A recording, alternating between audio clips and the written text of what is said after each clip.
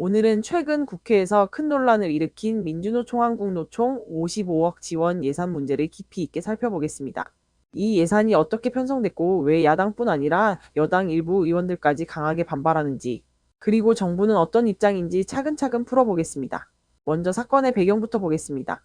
정부가 민주노총과 한국노총에 각각 55억 원씩 총 110억 원에 달하는 임차보증금 및 사무실 노후, 설비 개선 비용을 지원하는 예산을 제출했고, 이 예산이 국회 기후에너지환경노동위원회 전체회의에서 통과됐습니다. 문제는 이 예산이 쪽지 예산, 즉 심사 과정에서 갑자기 끼워 넣어 통과된 형태라는 점입니다.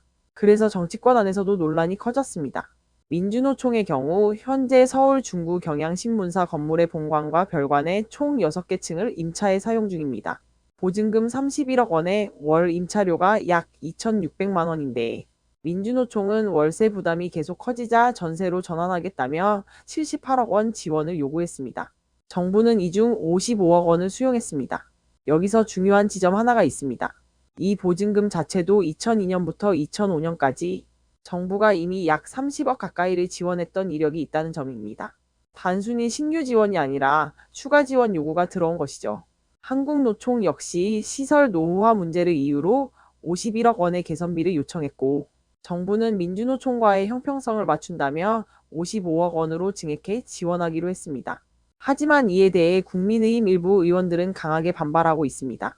우재준 의원은 민주노총은 1년 수익이 4천억 원이 넘는 민간 단체인데 정부가 현금성 지원을 하는 것은 부당하다고 지적했습니다. 특히 우 의원은 민주노총이 지난 대선 당시 이재명 후보를 공개 지지했는데 이번 지원은 사실상 정권 교체에 대한 대가성 지원처럼 보인다고 주장하며 예산 삭감을 요구했습니다.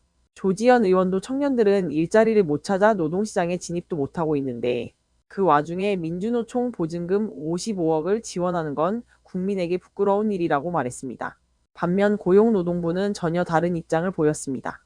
전체회의에 출석한 김영훈 장관은 이번 지원은 민주노총의 사회적 책임을 강화하는 차원이라며 지원을 통해 더 책임 있는 역할을 요구하겠다고 설명했습니다. 여기서 눈여겨볼 점은 김영훈 장관이 민주노총 위원장 출신, 즉 양대 노총과의 관계성이 깊은 인물이라는 점입니다.